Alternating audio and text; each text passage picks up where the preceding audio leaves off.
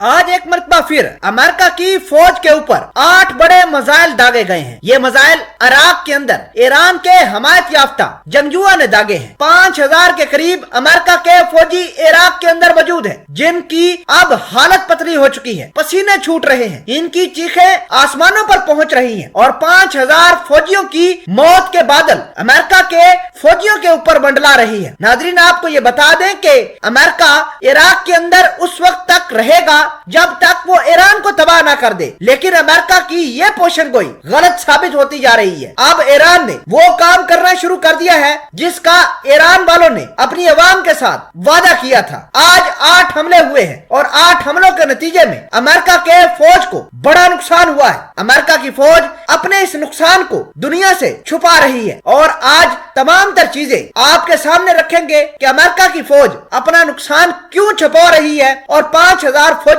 किस तरह तड़प रहे हैं कि किसी न किसी तरीके से वो इराक से विड्रॉ कर जाए, अपने मुल्क के अंदर वापस चले जाए। और अगर ये फौजी नहीं जाते तो यकीन माने ईरान वाले इनकी लाशें इनके घर भेजेंगे। क्या है मामलात, किस तरह डेवलपमेंट हो रही है, तमाम तर चीजें आज की इस वीडियो में हम आपके सामने रखेंगे। छोटी सी गुजारिश है कि आप हमारा यूट्यूब चैनल हसनाट टीवी को सब्सक्राइब कर ले, घंटी के निशान को दबा ले ताकि लेटेस्ट न्यूज आप तक पर वक्त पहुंचती रहे। नाजरीन, सबसे पहले बात करते हैं अमेरिका की। तो अमेरिका की फौज के ऊपर आज फिर ईरान ने हमले करवाए हैं। 8 हमलों की इतलात सामने आ रही है। नाजरीन, आपको ये बता दें कि अमेरिका के ऊपर तारीख में इतने हमले कभी नहीं हुए। अमेरिका की फौज जो इराक के अंदर मौजूद थी उसके ऊपर अटैक डायरेक्ट होने लग गए हैं। अमेरिका की एम्बेसी के अंदर जो जंगी अलार्म था वो दिन रात बजना शुरू हो गया है। इसका मतलब ये है कि अमेरिका की फौज अब अलर्ट के ऊपर है। अमेरिका की फौज ने अपने patriot missile system, third missile system भी इराक की एम्बेसी के अंदर लगा दिए हैं ताकि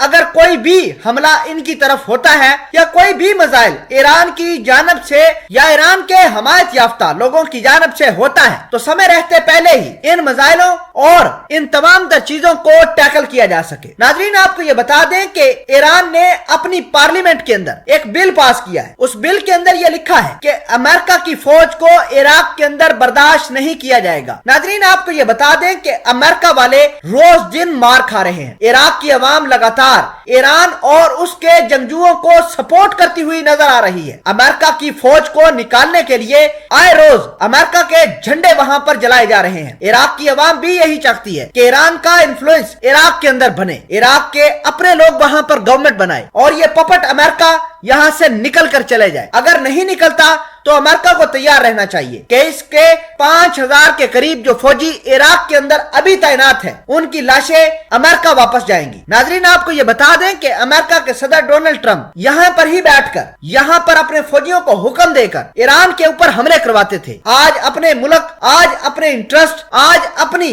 फौज के ऊपर हमला होते हुए देखकर सारे के सारे अमेरिकियों की चीखें आसमानों के ऊपर पहुंच चुकी हैं। देखना होगा कि अमेरिका किस कदर ईरान के साथ मुकाबला करता है। अमेरिका अपने आप को सुपर पावर समझता है लेकिन अपने नुकसान के बारे में दुनिया को नहीं बताता, क्योंकि अमेरिका इस वजह से अपने नुकसान का किसी को नहीं बताता कि ईरान एक छोटा मुल्क होने के नाते अमेरिका से पंगा कर रहा है, अमेरिका के फौजियों को हलाक कर रहा है, अमेरिका के जहाजों को तबाह कर रहा है, इराक के अंदर मौजूद अमेरिका के ड्रोन तबाह हो रहे हैं। तमाम तर चीजें अमेरिका की तबाह होती हैं, वो भी एक छोटे से मुल्क ईरान से। तो अमेरिका किस मुंह से ईरान के हाथों होने वाली तबाही को बताएगा, ये अपने आप में बहुत बड़ा सवाल है।